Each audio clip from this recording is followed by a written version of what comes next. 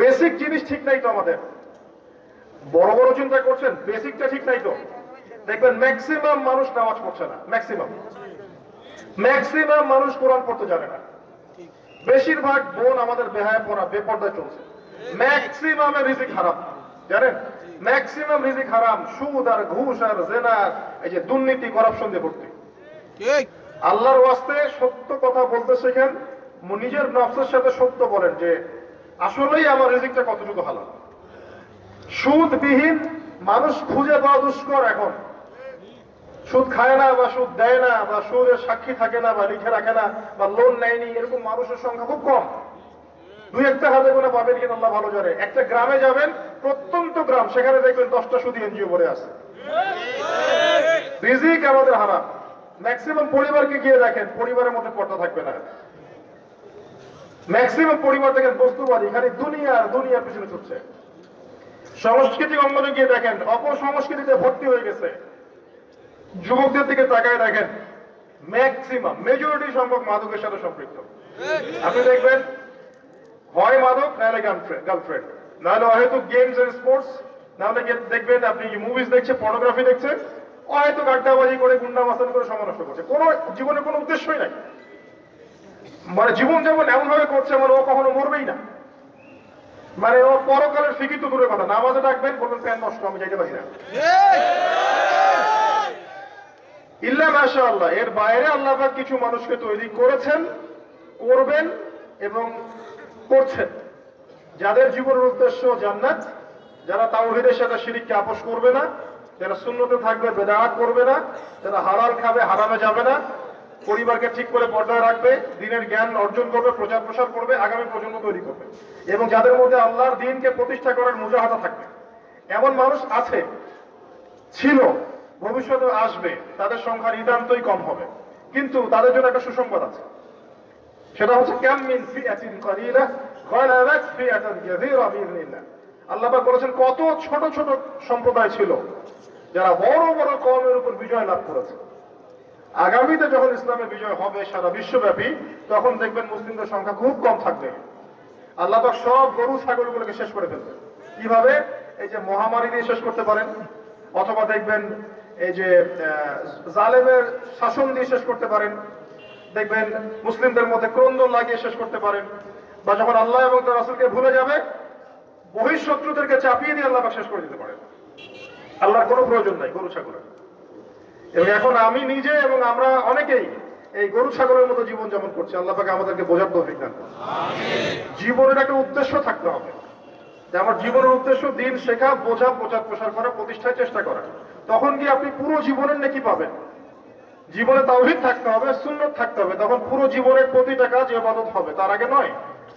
প্রতিটা কাজ করতে হবে আল্লাহর সন্তুষ্টির জন্য, তার রাসূলের তরিকায়, এবং আপনার এই আমলগুলো কবুল হবে তখনই যখন রিজিকটা হালাল হবে। অহেতুক শুধুমাত্র প্রোটেস্ট্যান্ট ভার্সনের ইসলাম পালন করে খুব একটা ফায়দা নাই। সুবিধা যতটুকু সুবিধা পালন করলাম, যখন সুবিধা নাই পালন করলাম না, যেটা করলে কোনো সমস্যা নাই করলাম, খাওয়ার পরে মিষ্টি খাইলে কোনো প্রবলেম নাই খাচ্ছি, মধু খাচ্ছি, ঠিক আছে। কিন্তু এমন কিছু কথা বললে সমস্যা বলবো না, কাজ করলে সমস্যা করব না, ঠিক আছে।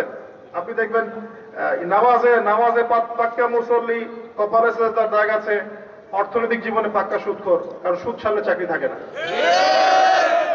বাস্তবতা এমন নয়, বাস্তবতা খুব কঠিন এবং বাস্তবতা খুবই খারাপ।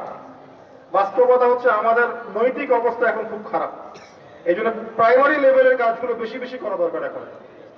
এই জন্য যারা ইসলাম সংশোধনের চেষ্টা করছে, এইসব আত্মশুদ্ধিওয়ালা মানুষদের সোহবতে গিয়ে থাকে, আত্মশুদ্ধিওয়ালা মানুষদের সাথে দেখা সাক্ষাৎ করেন, সোহবত নেন, পরামর্শ নেন, জীবন গড়েন। একা একা বই পড়ে বা দুই একটা লেকচার শুনে আপনার সারা জীবন পরিবর্তিত হবে না। কনস্ট্রাকটিভ কাজে আসেন এবং শৈথিলতাবাদী হয়েন না, একই সাথে বলবো চরমপন্থী হয়েন না। চরমপন্থী হলে উম্মার ক্ষতি আছে। এখন উম্মার বেস ঠিক নাই, একটা বাড়ির ভিত্তি এখন ঠিক নাই, এবং যারা ভিত্তি ঠিক করবে এই মানুষদের সংখ্যা দিন দিন কমে গেছে। কমার পিছনে আমাদেরও ভূমিকা আছে, আমরাও তাদেরকে কম বিতর্কিত করতে ছাড়ি নাই। এবং কোনো কোনো ক্ষেত্রে আমরা একে অপরের সাথে গীবত তহমত করে সমালোচনা করে কাদা ছড়াছড়ি করে এতটা সময় নষ্ট করেছি যে উম্মার অনেক ক্ষতি হয়ে গেছে। কথাগুলো খারাপ লাগলেও বাস্তব। আমি ইতিহাসের ছাত্র। যখন বাগদাদ আক্রমণ করেছিল এই যে তাতাররা, মঙ্গোলিয়ানরা, এটা জানেন তো, মঙ্গোলিয়ান যারা ছিল, ওই যে হালাকুখা চেঙ্গিস খানের বংশধর যারা ছিল, এরা যখন বাগদাদ আক্রমণ করেছে, এরা ছিল প্রচন্ড পাশবিক। মাত্র 40 দিনের মধ্যে এরা 10-20 লাখ মানুষকে হত্যা করে ফেলেছে বাগদাদের। এই হত্যাটা কিন্তু গুলি করে না, জবাই করে। 10 লাখ 20 লাখ মানুষকে জবাই করে হত্যা করা চারটাখানি কথা না। কি পরিমাণ হিংস্র ছিল চিন্তা করেন। ইতিহাসের পাতায় আছে যে মঙ্গলদের এক একজন নারী সে হাজার হাজার মুসলিমকে হত্যা করেছে, এক একটা মহিলা। ওই সময় যারা ওই আব্বাসীয় খেলাফতের দায়িত্বে ছিল, এরা সোনা দানা সব জমা করে তাদের এই যে মাটির নিচে জমা করেছিল। আর ওদের লিডার, মঙ্গোলিয়ানদের লিডার যখন এই বাচ্চাকে গলায় দড়ি দিয়ে শেষরায় নিয়ে যাচ্ছে সবার সামনে, তখন তাকে বলছে তোমাদের সম্পদগুলো কোথায়? সে দেখিয়ে দিল সম্পদ মাটির তলে। তখন সে ওই যে হালাকুখার যে বংশধর লিডার, সে সোনাদানাগুলো বের করে এই বাচ্চার মুখের মধ্যে ঠোসানো শুরু করল। খা, খিদা লেগেছে, পানির পিপাসা লেগেছে, তখন তাকে সোনা খাওয়াচ্ছে, রূপা খাওয়াচ্ছে, খা। তো সে বলছে আমি কি খাবো, সোনা রূপা তো খাওয়ার জিনিস নয়। তখন ওই মঙ্গল কমান্ডার বলছে এই সোনা দানাগুলো জমায় না রেখে যদি জনগণের কল্যাণে ব্যয় করতে, এই জনগণ তোমাকে আজকে বাঁচাতে আসতো। ওরা বুঝতে পেরেছিল। কথা বুঝতে পারছেন?